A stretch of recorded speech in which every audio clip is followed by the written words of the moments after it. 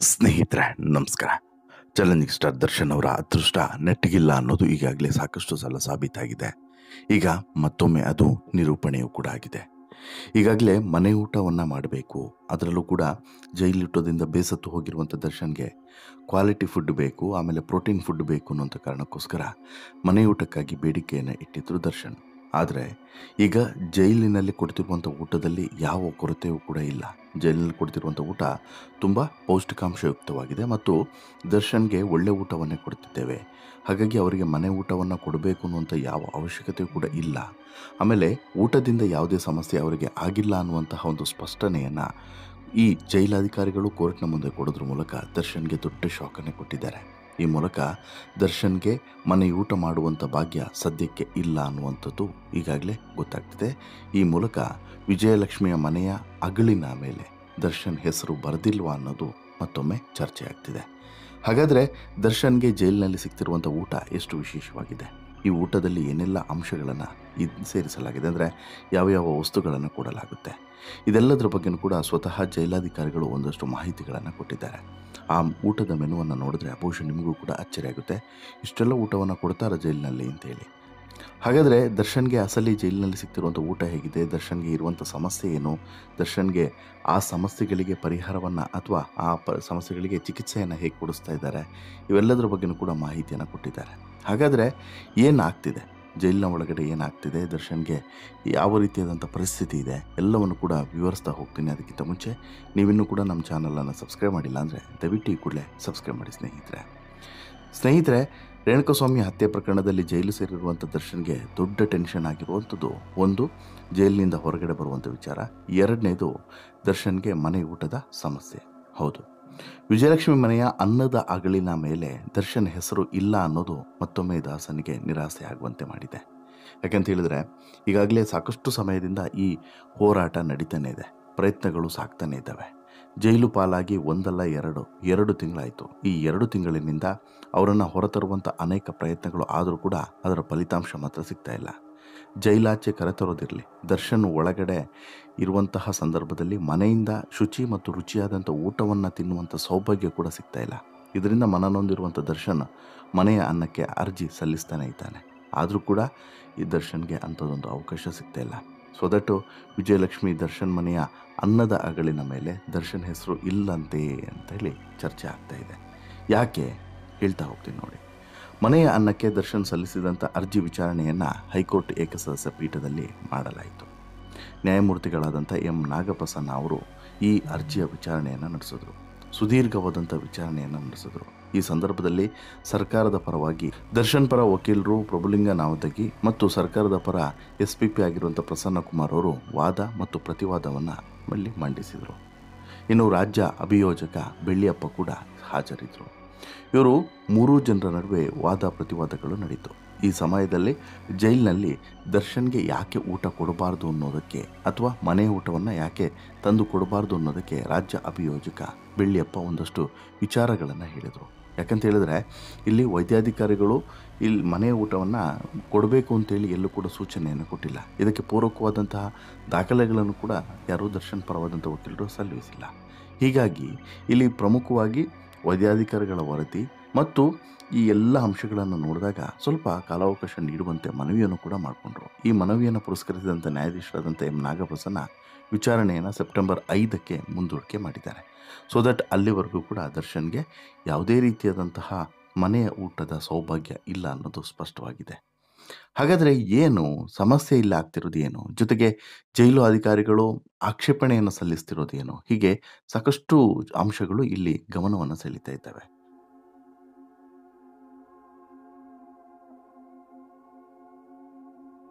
ಈಗ ದರ್ಶನ್ಗೆ ದೊಡ್ಡ ಸಮಸ್ಯೆ ಆಗ್ತಿರೋದು ಪ್ರೋಟೀನ್ ಊಟ ಅಥವಾ ಕ್ವಾಲಿಟಿ ಆದಂಥ ಊಟ. ಹೌದು, ಮನೆಯ ಊಟ ಸಿಕ್ಕರೆ ಸಾಕಪ್ಪ ಅಂತ ಹೇಳ್ಬಿಟ್ಟು ದರ್ಶನ್ ಈಗ ರೋಸತ್ತು ಹೋಗಿದ್ದಾರೆ. ಜೈಲಿನಲ್ಲಿ ಪ್ರತಿನಿತ್ಯ ಕೊಡುವಂಥ ಊಟದಿಂದ ಬೇಸತ್ತು ಹೋಗಿದ್ದಾರೆ. ಆದರೆ ಹೈಕೋರ್ಟ್ನಿಂದ ದರ್ಶನ್ಗೆ ಬರ್ತಿರೋದು ಮಾತ್ರ ನಿರಾಸೆಯ ಉತ್ತರ. ಈಗ ಸದ್ಯಕ್ಕೆ ಹೈಕೋರ್ಟ್ ಏಕಸದಸ್ಯ ಪೀಠದಲ್ಲಿ ದರ್ಶನ್ ಈ ಅರ್ಜಿಯನ್ನು ಮತ್ತೆ ವಿಚಾರಣೆಗೆ ತೆಗೆದುಕೊಳ್ಳಲಾಗಿತ್ತು. ಇಲ್ಲಿ ಪ್ರಭುಲಿಂಗ ನಾವದಗಿ ಇರ್ಬೋದು, ಸರ್ಕಾರದ ಪರ ವಕೀಲರು ಇರ್ಬೋದು, ಬಂದಿಖಾನೆ ಇಲಾಖೆಯ ಪರವಾಗಿ ಬೆಳ್ಳಿಯಪ್ಪ ಇರ್ಬೋದು, ಎಲ್ಲರೂ ಕೂಡ ಪರಸ್ಪರ ತಮ್ಮ ವಾದವನ್ನು ಮಂಡಿಸ್ತಾ ಹೋದರು. ಆರಂಭದಲ್ಲೇ ನಾಗಪ್ರಸನ್ನ ಅವರು ಬಂದಿಖಾನೆ SPP ಅವರನ್ನು ಯಾವ ನಿರ್ಧಾರ ತೆಗೆದುಕೊಂಡ್ರಿ ಅಂತೇಳಿ ಪ್ರಶ್ನಿಸಿದರು. ಆಗ SPP ಕಳೆದ ಜೂನ್ 14ರಂದೇ ದರ್ಶನ್ ಅವರ ಮನವಿಯನ್ನು ತಿರಸ್ಕಾರ ಮಾಡಿದ್ದೇವೆ ಅಂತಲೂ ಕೂಡ ಹೇಳಿದರು. ಇದನ್ನು ಅವತ್ತೇ ಅರ್ಜಿದಾರರ ಗಮನಕ್ಕೂ ಕೂಡ ತಂದಿದ್ದೇವೆ ಅಂತಲೂ ಕೂಡ ಉತ್ತರವನ್ನು ಕೊಟ್ಟರು. ಬೆಳ್ಳಿಯಪ್ಪ ಅವರ ಈ ಉತ್ತರಕ್ಕೆ ದರ್ಶನ್ ಪರ ವಕೀಲರಾದಂಥ ಸಂಜೀವಿನಿ ಪ್ರಭುಲಿಂಗನಾವದಗಿ ಅವರು, ನಮಗೆ ವಾದಿಸೋದಕ್ಕೆ 1 ವಾರ ಸಮಯ ಬೇಕೇ ಬೇಕು, ಹೀಗಾಗಿ ನಾವು ವಿಸ್ತೃತವಾಗಿ ವಾದವನ್ನು ಮಂಡಿಸಬೇಕು, ಅದಕ್ಕೆ ಅವಕಾಶವನ್ನು ಮಾಡಿಕೊಡಿ ಅಂತೇಳಿ ಕೇಳಿದಾಗ ಅವಕಾಶವನ್ನು ಕೊಟ್ಟರು. ಅಲ್ಲಿವರೆಗೂ ಕೂಡ ದರ್ಶನ್ಗೆ ಮನೆ ಊಟವಾಗಲಿ, ಹಾಸಿಗೆ ಆಗಲಿ, ಬುಕ್ ಆಗಲಿ ಕೊಡೋಕ್ಕೆ ಸಾಧ್ಯವಿಲ್ಲ ಅನ್ನೋದನ್ನು ಹೇಳಲಾಯಿತು. ಇನ್ನು ಇಲ್ಲಿ ಹತ್ಯೆ ಆರೋಪಿಯಾಗಿರುವಂಥ ದರ್ಶನ್ ಮನೆ ಊಟ ಕೋರಿಕೆ ಮನವಿಯನ್ನು ಜೈಲು ಅಧಿಕಾರಿಗಳು ತಿರಸ್ಕಾರವನ್ನು ಮಾಡ್ತಾನೆ ಬಂದಿದ್ದಾರೆ. ಇದೇ ವೇಳೆ ದರ್ಶನ್ ಮಾಡಿದಂಥ ಆರೋಪಗಳಿಗೆ ಸ್ಪಷ್ಟನೆಯನ್ನು ಕೂಡ ಕೊಡಲಾಗಿದೆ. ಜೈಲು ಆಹಾರದಿಂದ ಫುಡ್ ಪಾಯ್ಸನ್ ಆಗಿದ್ದು ಅಂತೇಳ್ಬಿಟ್ಟು ದರ್ಶನ್ ಗಂಭೀರ ಆರೋಪವನ್ನು ಮಾಡಿದರು. ಅದಕ್ಕೆಲ್ಲ ಸ್ಪಷ್ಟನೆಯನ್ನು ನೀಡಿರುವಂಥ ಜೈಲಿನ ಅಧಿಕಾರಿಗಳು ಪತ್ರವನ್ನು ಬರೆದಿದ್ದಾರೆ. ಅವರಿಗೆ ಯಾವುದೇ ರೀತಿಯಾದಂಥ ಫುಡ್ ಪಾಯ್ಸನ್ ಸಮಸ್ಯೆ ಆಗಲಿಲ್ಲ. ಅವರಿಗೆ ಮೂಳೆಯ ಸಮಸ್ಯೆಗೆ ಚಿಕಿತ್ಸೆಯನ್ನು ಕೊಡಲಾಗ್ತಿದೆ. ವೈರಲ್ ಜ್ವರ ಬಂದಿತ್ತು, ಅದಕ್ಕೆ ಚಿಕಿತ್ಸೆಯನ್ನು ನೀಡಲಾಗಿದೆ. ಅವರಿಗೆ ಯಾವುದೇ ದೊಡ್ಡ ರೀತಿಯಾದಂಥ ಸಮಸ್ಯೆಗಳು ಇಲ್ಲ. ವೈದ್ಯರು ಔಷಧಿ ಮತ್ತು ಪೌಷ್ಟಿಕ ಆಹಾರಕ್ಕೆ ಹೇಳಿದ್ದಾರೆ. ಅವರಿಗೆ ಇರುವಂಥ ಬೆನ್ನು ನೋವು ಮತ್ತು ಮುಂಗೈಗಳಿಗೆ ಚಿಕಿತ್ಸೆಯನ್ನು ಸೂಕ್ತ ವೈದ್ಯಾಧಿಕಾರಿಗಳ ನೆರವಿನೊಂದಿಗೆ ಸೌಲಭ್ಯಗಳನ್ನು ನಾವು ಕೊಡ್ತಾ ಇದ್ದೇವೆ. ಇನ್ನು ಕಾರಾಗೃಹ ಮತ್ತು ಸುಧಾರಣಾ ಸೇವೆ ಕಾಯ್ದೆ 2021ರ ಅಡಿಯಲ್ಲಿ ಈ ನಿರ್ಧಾರವನ್ನು ತೆಗೆದುಕೊಂಡಿದ್ದೇವೆ. ಇನ್ನು ಸೆಕ್ಷನ್ 322ರ ಪ್ರಕಾರ ಬಂದಿಗಳಿಗೆ ವೈದ್ಯಕೀಯ ಕಾರಣಕ್ಕೆ ನೀಡಬಹುದೇ ಹೊರತು ಅದು ವೈದ್ಯಾಧಿಕಾರಿಗಳ ವಿವೇಚನೆಯ ಅಧಿಕಾರದ ಮೇಲೆ ಮಾತ್ರ ಹೆಚ್ಚುವರಿ ಅಥವಾ ಸ್ವಲ್ಪ ಬದಲಾವಣೆ ನೀಡಿ ಕೊಡಬಹುದು. ಸೆಕ್ಷನ್ 338ರ ಪ್ರಕಾರ ವೈದ್ಯರ ಸಲಹೆ ಮೇರೆಗೆ ಮಾತ್ರ ಅವರಿಗೆ ಬೇರೆ ಸೇವೆಗಳನ್ನು ಒದಗಿಸೋಕೆ ಅವಕಾಶ ಇರ್ತದೆ. ಸೆಕ್ಷನ್ 855ರ ಪ್ರಕಾರ ವಿಶೇಷ ಆಹಾರ ನೀಡಲು ವೈದ್ಯರ ಸಲಹೆ ಬೇಕೇ ಬೇಕಾಗ್ತದೆ. ಕೈದಿಗೆ ಅವಶ್ಯಕತೆ ಇದ್ದರೆ ಆಸ್ಪತ್ರೆ ಆಹಾರದೊಂದಿಗೆ ಚಿಕಿತ್ಸೆಯೂ ಕೂಡ ಇರೋದ್ರಿಂದ ಇದು ಸಹ ವೈದ್ಯಾಧಿಕಾರಿಯ ಶಿಫಾರಸು ಇದ್ದರೆ ಮಾತ್ರ ಸಾಧ್ಯ. ಸದ್ಯ ಜೈಲಿನ ಆಹಾರದಲ್ಲಿ ಯಾವುದೇ ಫುಡ್ ಪಾಯ್ಸನ್ ಇಲ್ಲ. ಯಾವುದೇ ಪೌಷ್ಟಿಕಾಂಶದ ಕೊರತೆಯೂ ಸಹ ಆಹಾರದಲ್ಲಿಲ್ಲ. ಮನೆಯೂಟ ದರ್ಶನ್ ಉಳಿವಿಗಾಗಿ ಅಗತ್ಯವೆಂದು ದರ್ಶನ್ ಹೇಳಿಲ್ಲ ಅಥವಾ ವೈದ್ಯರು ಕೂಡ ಹೇಳಿಲ್ಲ. ಜೈಲಿನ ಅಧಿಕಾರಿಗಳು ಶಿಫಾರಸಿನಲ್ಲಿ ಎಲ್ಲಿಯೂ ಕೂಡ ಇಲ್ಲ ಮನೆ ಊಟವನ್ನೇ ದರ್ಶನ್ಗೆ ಕೊಡಬೇಕು ಅಂತೇಳಿ ಹೇಳಿಲ್ಲ. ಇದು ವೈದ್ಯಾಧಿಕಾರಿಗಳು ಕೊಟ್ಟಂಥ ವರದಿಯಲ್ಲಿ ಪ್ರಸ್ತಾಪ ಆಗಿಲ್ಲ. ರಾಜ್ಯದ ಎಲ್ಲ ಜೈಲಿನಲ್ಲೂ ಕೂಡ ಬಂದಿಗಳಿಗೆ ಪೌಷ್ಟಿಕ ಆಹಾರವೇ ಕೊಡಲಾಗ್ತಿದೆ. ದರ್ಶನ್ಗೆ ಹಾಲು, ಮೊಟ್ಟೆ, ಬ್ರೆಡ್, ವಿಟಮಿನ್ C, ಕ್ಯಾಲ್ಶಿಯಂ ಎಲ್ಲವನ್ನು ಕೂಡ ಕೊಡ್ತಿದ್ದಾರೆ. ಇನ್ನು ಜುಲೈ 4ರಂದು ಜೈಲು ವೈದ್ಯರ ಸಲಹೆ ಮೇರೆಗೆ 10 ದಿನಗಳನ್ನು ನೀಡಲಾಗ್ತಿದೆ. ಇನ್ನು ಆಗಸ್ಟ್ 1ನೇ ತಾರೀಕು ಸಲಹೆಯಂತೆ 15 ದಿನ ಬ್ರೆಡ್, ಹಾಲು ಮತ್ತು ಮೊಟ್ಟೆಯನ್ನು ನೀಡಲಾಗ್ತಿದೆ. ಆದರೆ ದರ್ಶನ್ ಹತ್ಯೆ ಆರೋಪಿಯಾಗಿರುವಂಥ ಕಾರಣಕ್ಕೆ ಅವರ ಮನವಿಯನ್ನು ತಿರಸ್ಕಾರ ಮಾಡಲಾಗಿದೆ. ಕಾರಾಗೃಹ ಮತ್ತು ಸುಧಾರಣಾ ಸೇವೆ 2021ರ ಸೆಕ್ಷನ್ 728I ಅಡಿ ಈ ನಿರ್ಧಾರವನ್ನು ತೆಗೆದುಕೊಳ್ಳಲಾಗಿದೆ. ಸೊ ದಟ್ ಇಲ್ಲಿ ದರ್ಶನ್ಗೆ ಬೇರೆ ಯಾವುದೇ ರೀತಿಯಾದಂಥ ಸಮಸ್ಯೆ ಇಲ್ಲ ಅನ್ನೋದನ್ನು ಒತ್ತಿ ಹೇಳಿದ್ದಾರೆ. ಜೊತೆಗೆ ದರ್ಶನ್ ಸಲ್ಲಿಸಿರುವಂಥ ಅರ್ಜಿಯನ್ನು ಈ ಕಾರಣಕ್ಕೆ ನೀವು ತಿರಸ್ಕರಿಸಬೇಕು ಅನ್ನುವಂತಹ ಮನವಿಯನ್ನು ಕೂಡ ಮಾಡಿಕೊಂಡಿದ್ದಾರೆ. ಅಲ್ಲಿಗೆ ಒಂದಂತೂ ಕ್ಲಿಯರ್ ಆಗುತ್ತೆ ಸ್ನೇಹಿತರೆ, ಏನು ದರ್ಶನ್ಗೆ ಮನೆ ಊಟವನ್ನು ಕೊಡಬೇಕಾದಂಥ ಯಾವ ಅವಶ್ಯಕತೆಯೂ ಕೂಡ ಇಲ್ಲ ಅನ್ನೋದನ್ನು ಮುಂದೇನು ಮಾಡ್ತಾರೆ ಈಗ ಈ ಹೀರೋ ಅನ್ನುವಂಥದ್ದು ಸದ್ಯಕ್ಕಿರುವಂಥ ಪ್ರಶ್ನೆ. ಇಲ್ಲ, ಮುಂದೆ ಏನೂ ಕೂಡ ಮಾಡೋಕ್ಕೆ ಸಾಧ್ಯವಿಲ್ಲ.